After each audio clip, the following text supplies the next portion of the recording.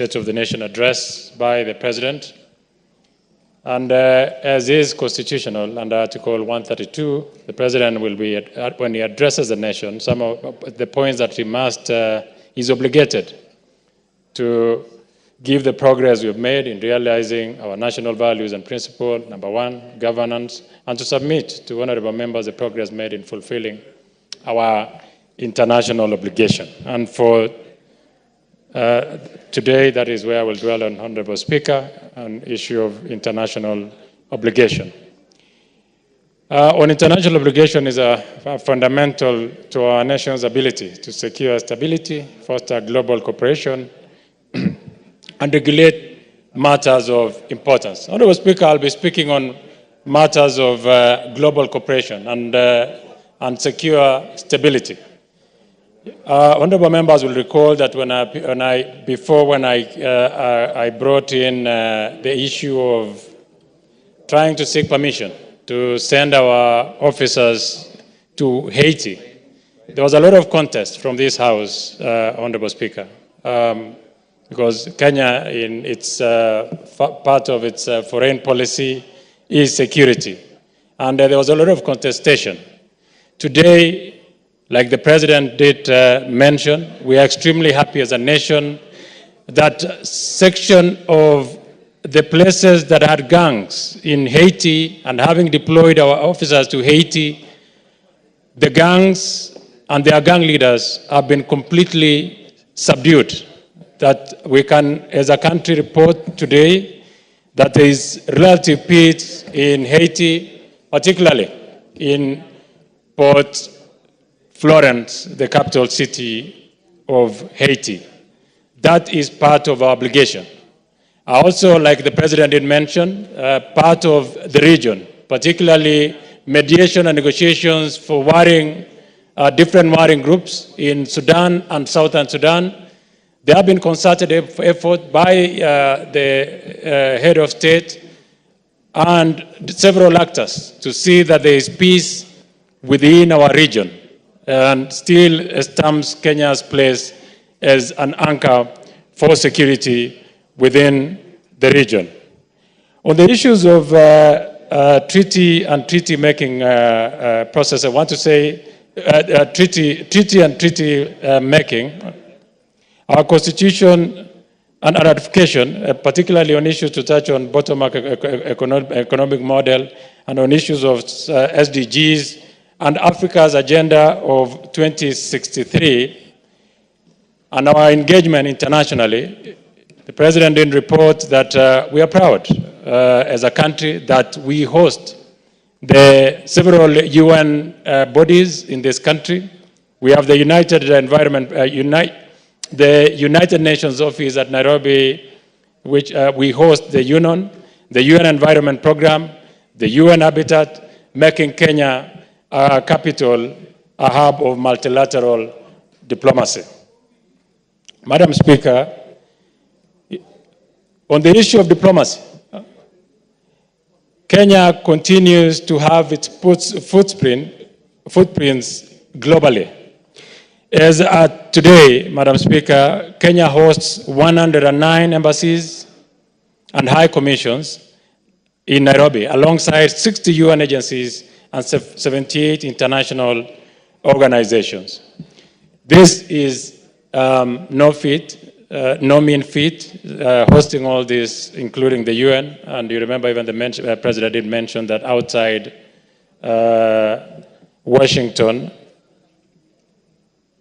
Kenya hosts a large part of the United Nations bodies in the country, and that really stamps our authority in terms of diplomacy. On issues of tackling of climate change, you remember last year or the year before, during the COP28, Kenya championed ambitious energy transition goals, further cementing our role as a global climate leader.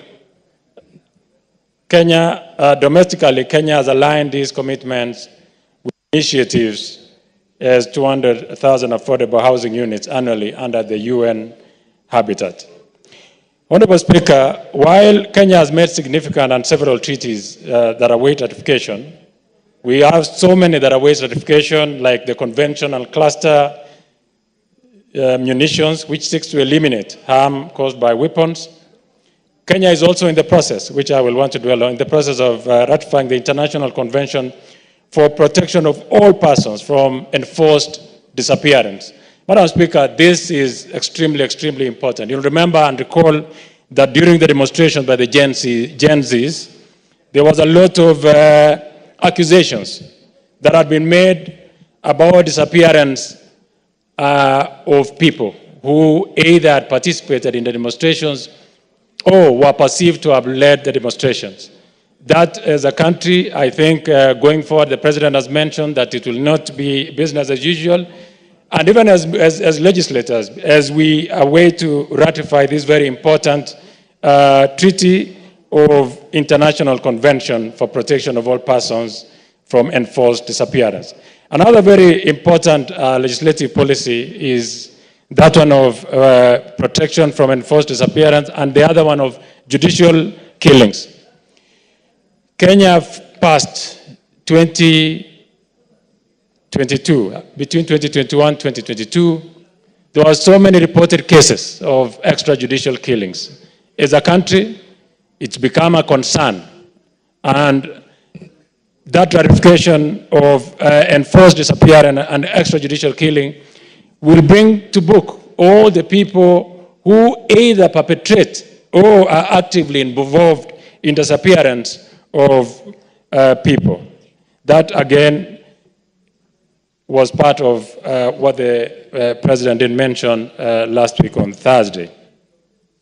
Madam Speaker, before I can go to general, because this is the one for international obligation, as we reflect on the report, we recognize Kenya's international obligations are not abstract. We are deeply intertwined with the national interest.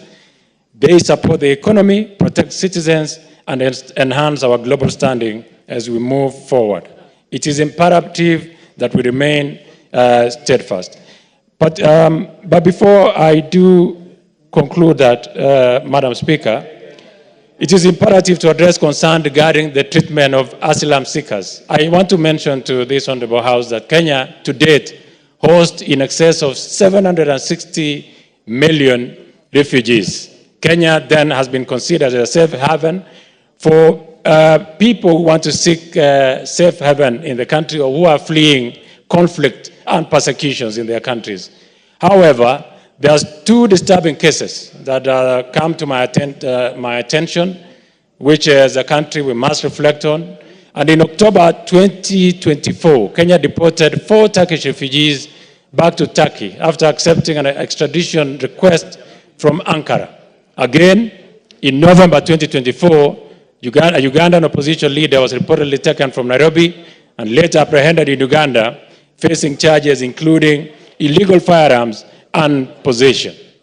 You will remember the President did mention that action should be taken on people who illegally. There is a procedure, Madam Speaker, and you being a lawyer, you understand that there's a procedure of extraditing individuals who are believed to have committed crime in their countries or who are perceived to want to commit a crime.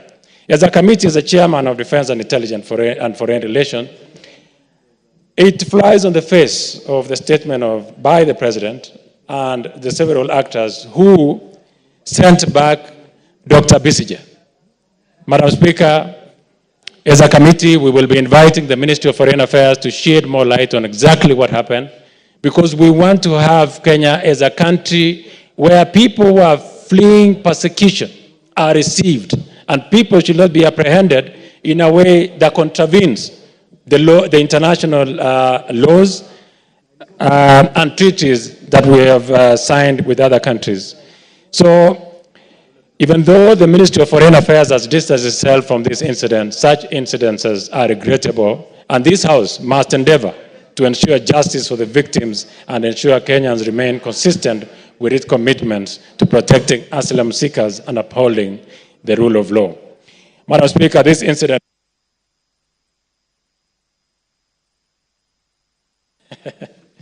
I thought I was. Finish your sentence. Have I utilized my 10 minutes?